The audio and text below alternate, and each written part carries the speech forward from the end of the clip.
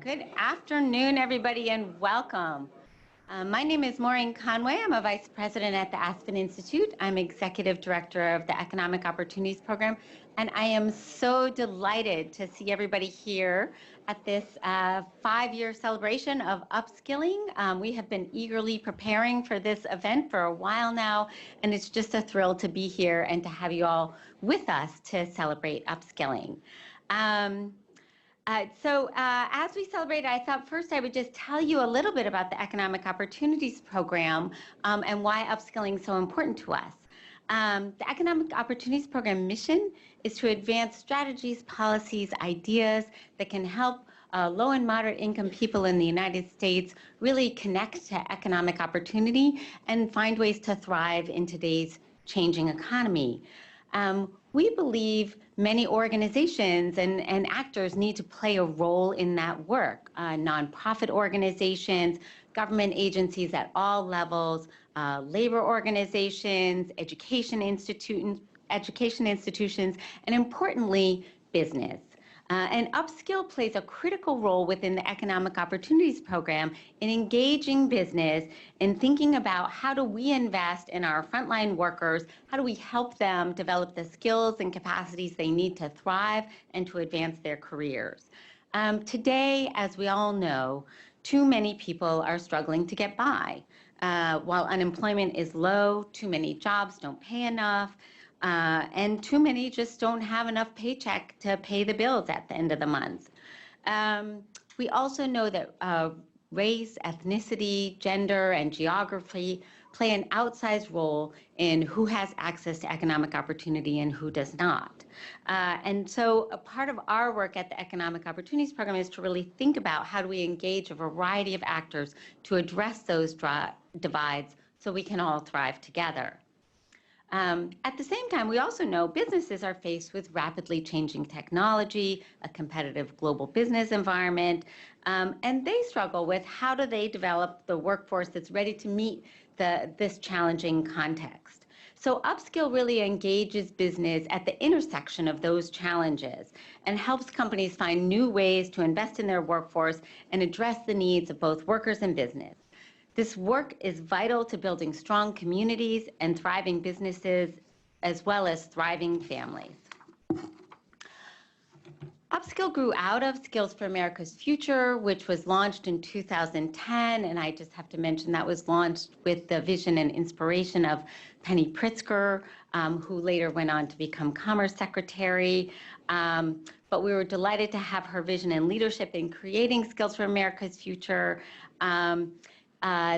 In 2015, with the Obama administration, we launched UpSkill, and we have Sage-Gavin here with us, who you'll hear with later, who then really was with us at the founding of Skills for America's Future, took on a leadership role. Nick Pinchuk will be joining us later. We're so delighted about where that work has gone, and we're really proud, in particular, of the past 5 years of the work of upskilling. We're excited to share the great work that employers, together with elected officials, government leaders, and community organizations are doing, and the insights that can offer others as we try to spread this movement. But of course, the work is not done, and our real goal is to think about that forward look and think about how do we, all of us here, play a role, and what do we hope to achieve in the next 5 years. So just briefly, I want to say, in terms of our overview of today's event, we'll have a few introductory remarks, which I'll introduce next. We'll be having 3 panel conversations that we hope to engage you in: how large employers think about upskilling, the value of local and regional initiatives, and perspectives of program graduates. And we'll conclude with a keynote from Nick Pinchuk of Snap-on. We will have a short break at 2:30, and we'll welcome you to a reception at the end of the day. I want to very much thank Accenture, the Lumina Foundation, Pearson, Strata Education Network, Study.com, and Walmart for their support and sponsorship of this event and for their thought partnership and support of this work. We could not do this without them. I also want to note that we are live streaming and we are recording this event. So I do ask that you silence your phones, but I do ask that you join the conversation on Twitter. Our hashtag is upskilling. And now it is my honor, privilege, and great pleasure to introduce the president and CEO of the Aspen Institute, Dan Porterfield. We are particularly excited to have Dan join us today, not only because he leads the Aspen Institute and he's my boss, but also because he's really dedicated his career to many of the principles UpSkill America stand for and that we stand for in the Economic Opportunities Program. He's really had a tremendous career in expanding educational opportunity and increasing inclusion. As president of Franklin Marshall College and during his tenure at Georgetown, a major part of his work really focused on how do we include more low-income students and students of color in educational opportunities. At F&M, he helped triple the college's percentage of incoming low-income students and more than doubled its percentage of students of color. Dan really recognizes the importance of expanding education opportunities and the role it can play in expanding access to economic opportunity.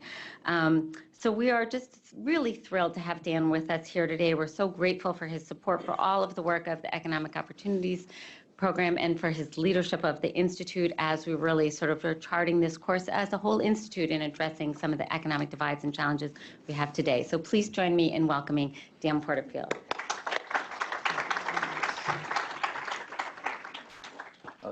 Thank you, Maureen, for that introduction and for all of your work. Jamie, thank you for everything that you've done to make this a success so far, with more great things to come. Let me say express a word of gratitude to our many sponsors, Accenture, the Lumina Foundation, Pearson, Strata Education Network, Study.com, Walmart, for making this gathering possible. For 70 years, the Aspen Institute has had as its purpose for existence to work towards the creation of a free, just, and equitable society. And those are big words, and new strategies and new conversations and new solutions are needed in every era. This is very much a part of that future-focused work that we believe is crucial to living our mission as an organization that drives change in a way that empowers people and communities to live free lives, to be able to use their talents at work and in civic life, to be able to take care of their children, and to be able through work and through personal and community life to develop the greatness that's inside of them. That's what we're all about here, is to try to structure our work in order to promote an economy that works for all people, not for some, but for all.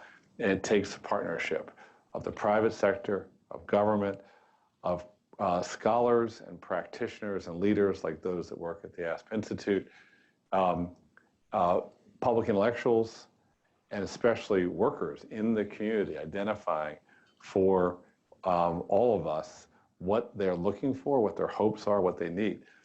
And there's just an enormous, eminent moral calling, I believe, to this effort. Because what it's really all about is helping people use the gifts they have so that they can live the productive lives they want to lead. And our economy is changing so fast. The technological revolution is disrupting not just jobs, not just fields, but communities and societies. And as a result, we have to respond sort of rationally and think, so how do we put power in the hands of people to develop themselves so that they can live free and independent lives in an economy that offers opportunity but is changing and changing fast? Every field, agriculture, transportation, education, healthcare, manufacturing, you name it, it's changing because of technological change. And on top of that, we have demographic change. And so every service field is inevitably changing. The only thing that's not changing is that we have a lot of change. And we have to be able to put our minds and our experiences and our communities together to find the practical, workable solutions so that people feel they have an ownership and opportunity stake in our society. which means addressing the drivers of change so that we can prepare people to be able to work. It also means addressing some of those terrible, long-standing conditions of structural racism, of glass ceilings, and a fear of the newcomer that also are part of the equation, even as technology is changing and as the way that our country fits into a global economy is changing. Can't be hopeless about this. Every time we make gains because an employer like Starbucks invests in the learning of its workers, or because another employee like Walmart helps figure out an even better approach to upskilling, or because a government gets out of the mindset of how we always do things and helps invest in innovation so that we can get more people feeling they can participate with the lives they want to lead. Every time we have those kinds of victories, we have to use that through the way we publicize it and the way we engage others and inspire others to keep going, to do more. Because this isn't something that's just like a one-time fix, a set of recommendations, then you're done. This is an ethos. The ethos is constantly challenging ourselves to partner together, working rationally to invest in a constant development of the greatest asset any society could possibly have, the only one that really matters, and that is its actual people. I really want to thank you, Jamie and Maureen, for what you're doing to make sure that the Aspen Institute is on the front edge of that moral calling, of making sure that with all the other things going on in life, we stop and invest in the American people and helping people use the talent they have to live the lives they want to lead in partnership with many, all key to the kind of progress we hope to drive. So I hope that today's gathering is both a moment of appreciation for our work together and the progress made since 2015, and at the same time is also a burning platform for more change, the building of more narratives, more facts that show the progress that can be made when people of good minds, as Dr. King said, and good hearts put their bodies in motion for change. Thank you so much for what you're doing here. Thank you.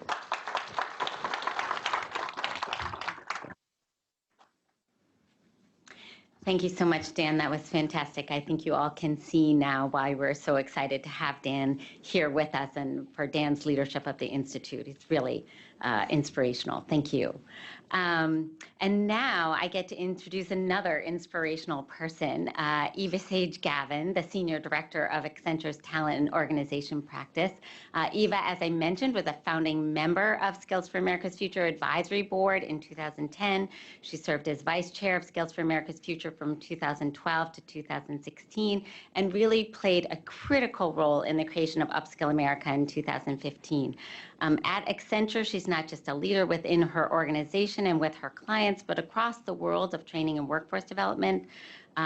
She has an incredibly impressive career at the C-suite level, and I think you have biomaterials of her.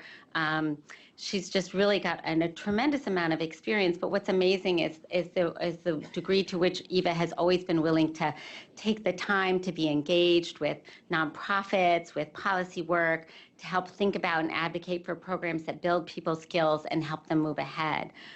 She is a longtime friend of the Aspen Institute, and I count her as one of my friends, and we are so grateful for you being here. She's given so generously of her time, energy, and wisdom over the years. At heart, she has a deep love for education, is a supporter of expanding opportunities and learning in a variety of ways, and really shares our passion for fostering inclusion, and she's just been an incredible champion of women's leadership. She's been an important role model and mentor to so many of us, and so it's just really my pleasure to welcome Eva Sage-Gavin to the podium. Thank you so much, Eva.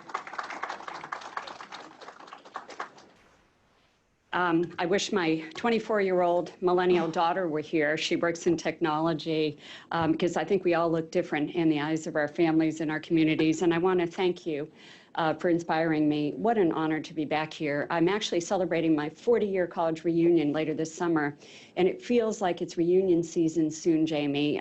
So a couple of points to supplement and to complement the inspiring remarks we've heard. The idea of developing the greatness inside of each individual is what motivates me, and a call occurred to me in the crisis of the 2008, 9, 10 period from Penny Pritzker, who became Secretary Pritzker, to ask the employers in America to come together to solve this.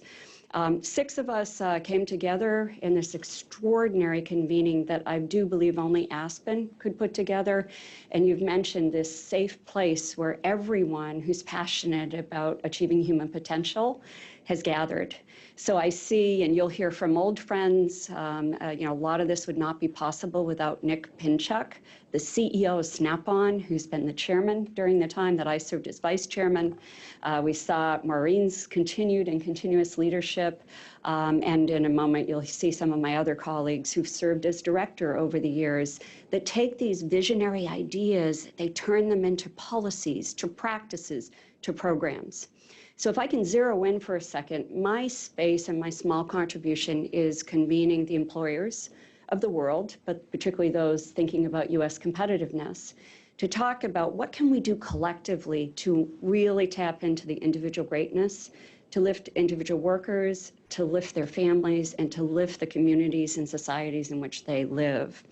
A little bit of a background, I am a former chief HR officer. I've worked with workforces as large as 350,000, and today at Accenture we have a workforce of 500,000. So I'm speaking as a practitioner, and many of my colleagues will talk about, how do we bring that industry perspective?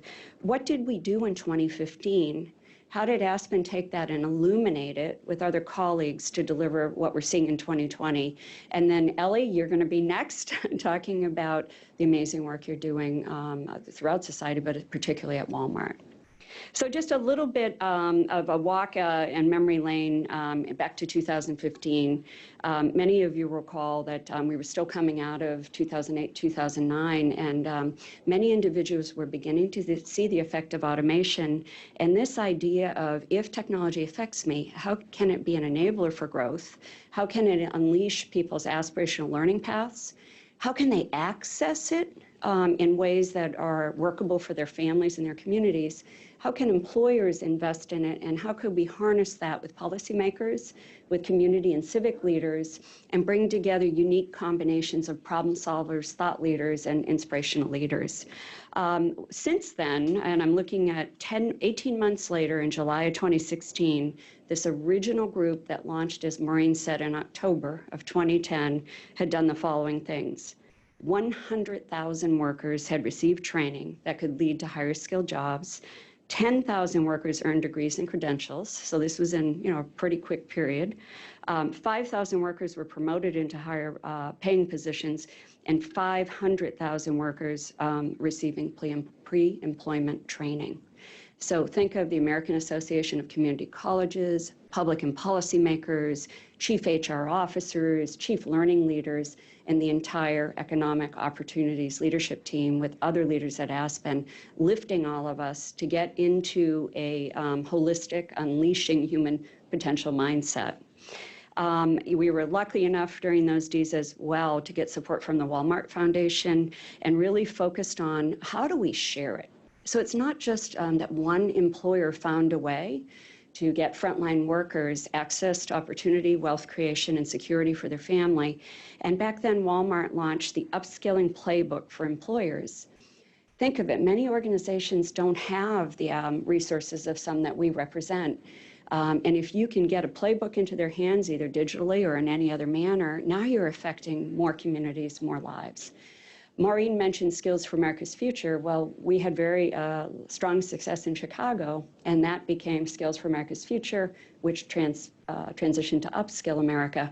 One of the main missions is to share knowledge, accelerate opportunity, and it's back to your point, Dan, about unleashing the potential in every human being to realize their dreams and be able to take their families, their communities, and society with them. And we're all in that common mission, coming at it from different expertise.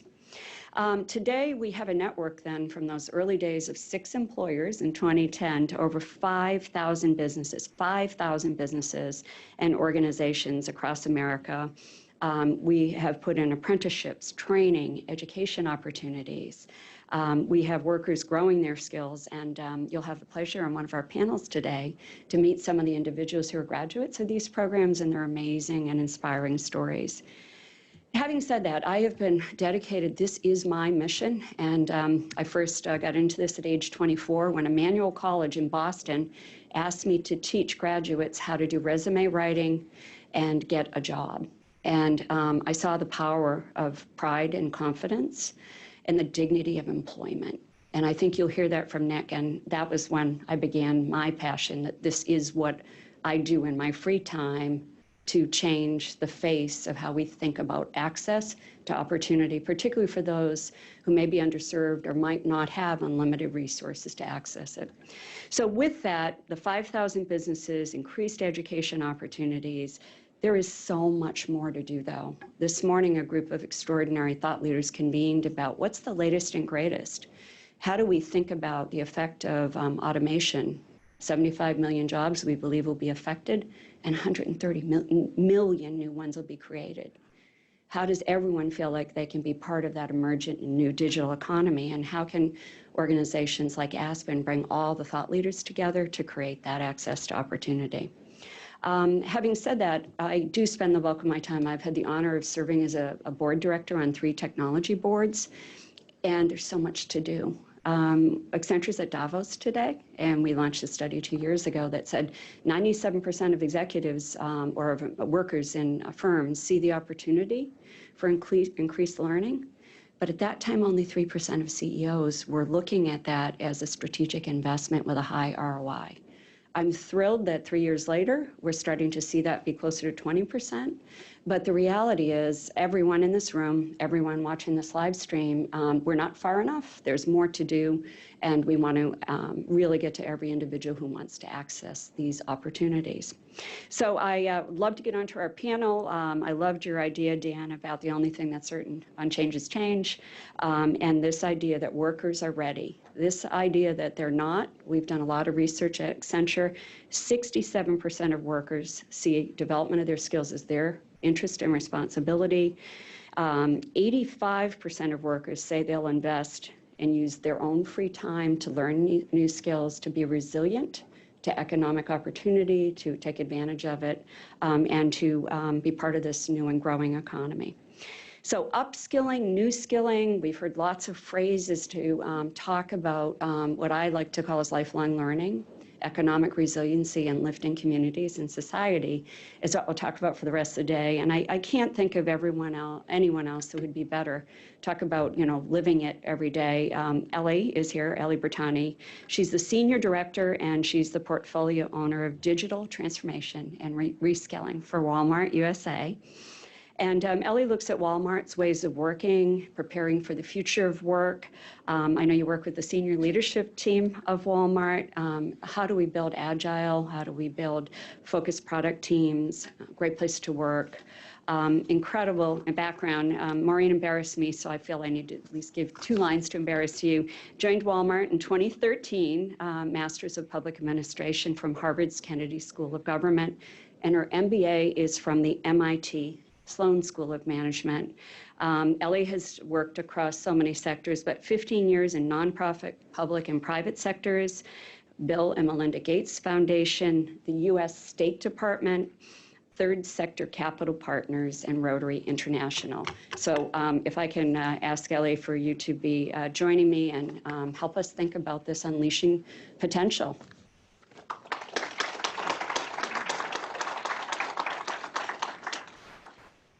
Thank you, Eva, for that lovely introduction.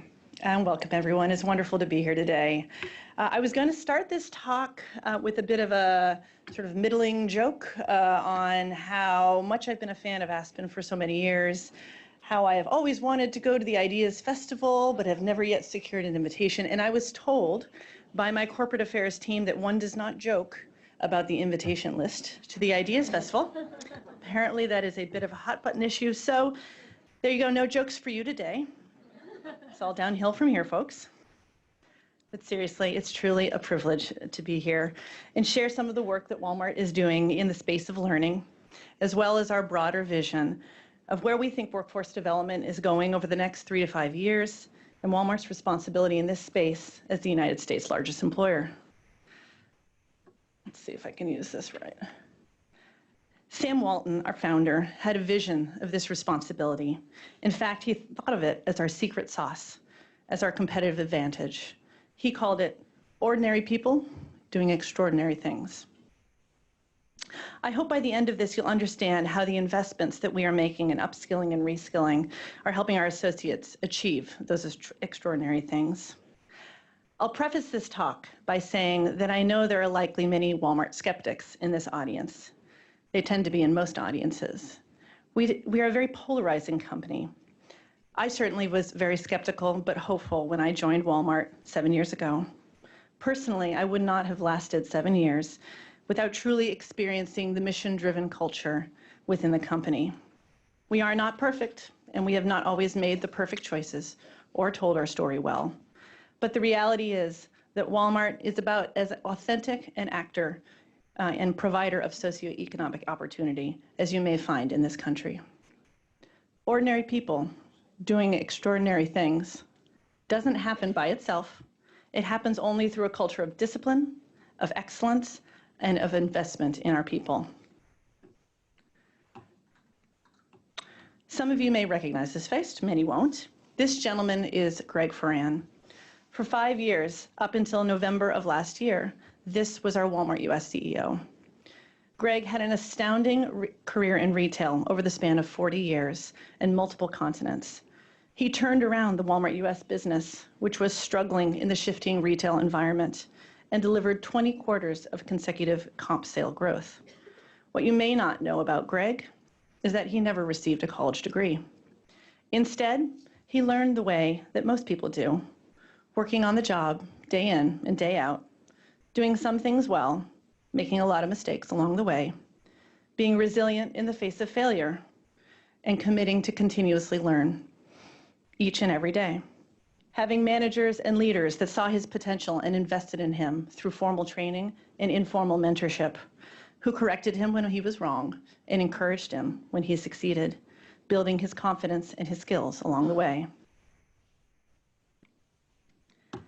One of my very best friends in the business, a woman by the name of Laura Schock, is leading one of the most complex store transformation initiatives that Walmart has ever attempted, reorganizing our store teams to create inspired and empowered team members that serve our customers with excellence.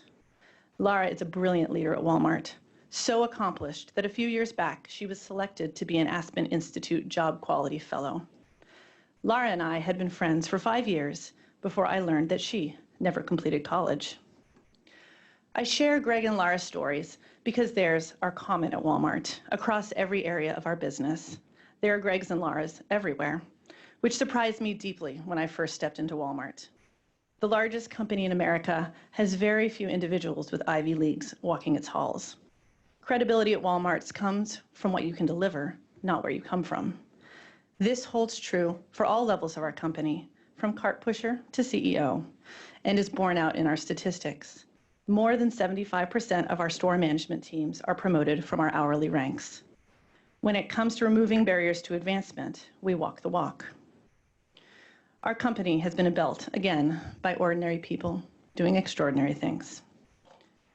So let's talk more about how upskilling contributes to advancement at Walmart. Over the last 5 years, we have been very focused on developing the systems and culture to enable opportunity and growth for all associates, regardless of their role or background. I'll briefly talk about 2 major investments that we're making in this space. First, academies. Over the last 5 years, Walmart has invested hundreds of millions of dollars in the development of over 200 high-quality, in-person training locations located next to our very best stores and distribution centers. New managers receive 2 to 6 weeks of paid training at academies on job-specific retail and leadership skills when they promote into role. Courses are typically 20% classroom-based and 80% hands-on experiential learning on the floor of the facility, taught by professional facilitators. In addition, academies are used for change management, to train associates on new tools, new processes, and new initiatives when they roll across our organization. We're proud that our curriculum is of such high quality that associates can now receive up to 19 college credits for the paid training they receive through the academies. The academies have hosted over 1 million training events since their launch. Next, Live Better You. When Live Better You launched in June 2018, Walmart took a pioneering step in providing all associates, part-time, full-time, hourly, and salaried, access to debt-free education, including free high school and language programs, and college degrees, career diplomas, and certificate programs for just $1 per day. What makes this program unique, we think, is our core focus on completion as the most critical success metric. Every element of the program has been designed to help maximize student completion rates, including personalized weekly coaching services from our key partner, Guild Education, careful selection of our educational providers that demonstrate best-in-class results for adult working learners, and articulation of Walmart Academy's training for college credit, which accelerates students through their degrees. Today, associates can access over 80 degrees and certificates from 9 education partners, all aimed at preparing our associates for the future of work, whether at Walmart or elsewhere, in areas such as IT, business management, supply chain, and healthcare. As of today, we have nearly 12,000 active students in the program, and our first college graduates matriculate this month. I've had some people ask me if all of this represents a moment in time, or rather, is it a lasting change in approach for employers? Are these new programs here to stay, or are they simply the product of the tightening labor market? Is it only skills needs, or is it a cultural change in which companies are becoming more focused on their purpose as good members of their communities? These are the right questions to be asking, because the reality is those of us in this room care deeply about the long-term sustainability of this type of work. I think we also realize, however, that if the private sector is going to fill a gap that some argue should be supported by the public sector, we need to demonstrate a clear return on investment. Behind the scenes at Walmart, I think I can say with confidence that we have put to bed the question of whether or not investing in associate opportunity makes sense. The return on investment is clear. 5 years ago, our company was struggling. Stores had dramatic variability in customer service and process execution. There was little consistency in how leaders set expectation or led their teams, and the company was slow to change and adapt, even as change became more necessary and more frequent. While we certainly can't attribute all of our turnaround to our learning programs alone, I will tell you that much of our recent success has come from the consistency, the discipline, and the nimbleness that our Academy's programs have established. It's hard to run a company with over 5,000 discrete locations. It's hard to keep the army of 1.2 million people marching in the same direction. But it's a lot less hard when you can run all 1.2 million through a consistent training program in a matter of weeks. The ROI is there. Similarly, although it is certainly not cheap to help associates earn college degrees, we also recognize that in the knowledge economy, the workforce with the best skills will win. This holds true at every level of the organization, not just in the corporate home office. At only 18 months into our program, we are excited to see the impact already on advancement rates, skills translating into higher performance, and on retention, particularly of our top performers. Walmart is an extraordinarily complex business. We see in our data that those who grow up through our company tend to be more successful than those who enter from the outside. Thus, it only makes sense that through programs like Live Better You, we can not only invest in our associates, but then also career path them into critical roles within our business. To finally convince you that this is not just a moment in time, but a true sustainable strategy, I'll give you a peek into how we see our learning programs evolve over the next 5 years, because we will continue to invest in this space. 2 things I'll share with you now: the future of frontline associate training, and our vision of a data-rich, personalized learning environment that truly transforms the learner experience. Today, our frontline workforce does not reap all of the benefits of the Academy's programs. Instead, newly hired associates are trained through a program called Pathways, which is primarily a computer-based learning experience where associates sit through module at the back of the facility and learn what they need to learn. Although it was state-of-the-art when first built, it's beginning to show its age. Instead, imagine, if you will, an environment in which continuous learning is central to the store, in which every department has at least one, if not more, trainers who train associates in real time on the floor as they do their work. These trainers identify training needs specific to each associate, pull up short videos, checklists, or even augmented reality demos, and coach associates as they work side by side together. As associates learn new skills, their trainer validates their proficiency and issues badges, confirming their achievements, which stack to master credentials. These badges and credentials unlock the ability for associates to work in new areas of the store, to pick up different scheduling shifts, and even earn more money. These credentials are articulated for college credit and accelerate their achievement of degrees. Associates share their career goals and receive personalized recommendations based on their performance and interests of new learning pathways for them. Gone is the one-size-fits-all expectation of training, which we know frustrates some, leaves others behind, and frankly wastes time and money. In this future, career paths are more transparent, opportunities are matched to experience, and associates are empowered to take their learning as far as they wish. So, what have we learned through this journey over the last 5 years? We've had some successes and some failures, and we try to learn from both. A few key thoughts I'd like to share with you here selfishly, in hopes that you may have some ideas that can help us solve some of the many challenges we still see. First, we have found that creating learning communities and the social capital that comes with it helps accelerate and reinforce learning. This has been an unexpected but delightful consequence of Live Better You, in which our university partners fill classes with Walmart associates, cohort style, as they go through their core college curriculum. We now have communities of associates across the United States who support each other on their homework and projects, but also with work, family, and other life challenges in a way we never could have imagined. They help each other succeed. How do we design more programs that build communities of learners to keep them engaged, motivated, and connected? Second, as a society, we need to understand more about what instills a growth mindset in people and what inhibits it. Having a willingness and curiosity to learn and the self-confidence to make mistakes, get up, dust yourself off, and try again. This mindset often spells the difference between job success and failure. How do we all become resilient and confident regardless of our starting point, like Greg and Laura? As a subset of this question, we also need to understand the role that trauma plays in limiting learning success. Many of our associates have undergone trauma at one point or another in their lives, in their youth or adulthood.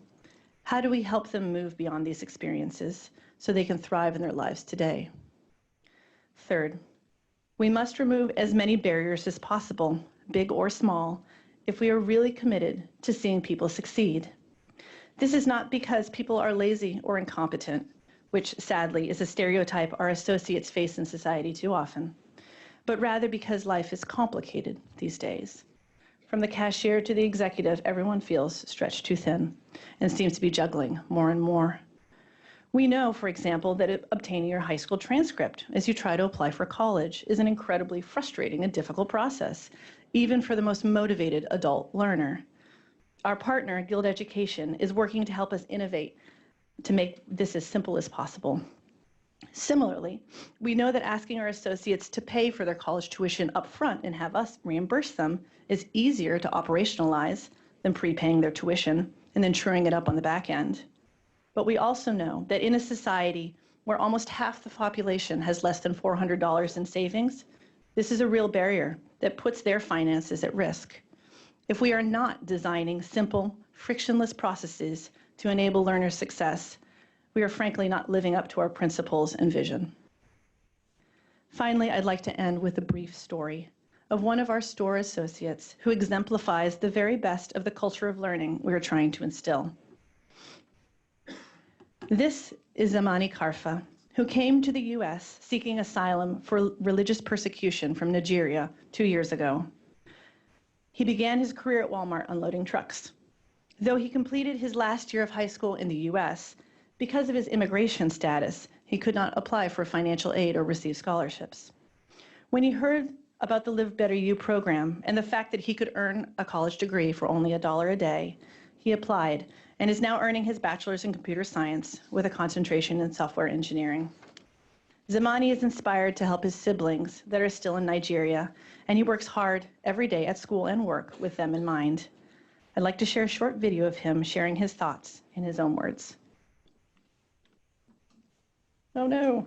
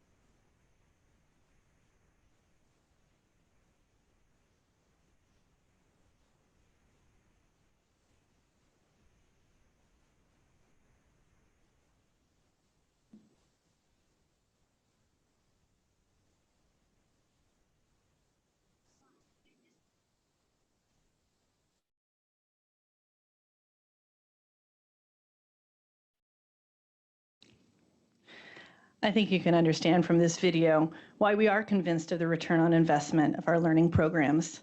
Inspired associates work hard, stay with us, and hopefully aspire to and achieve a long career ladder at Walmart. It's so easy to be skeptical in our short-termist, polarized, self-centric world. I feel so lucky to be inspired by the people around me, many of who have not had the benefits of privilege and stability that some of us in this room have enjoyed, but who have proven themselves with a little help from Walmart's low barriers to advancement in our investments in learning. Zamani represents tens or perhaps hundreds of thousands of associates across the US. Just think of how amazing our company and our nation will be when we unleash the potential of all the Zamanis, all of the ordinary people doing extraordinary things. Thank you.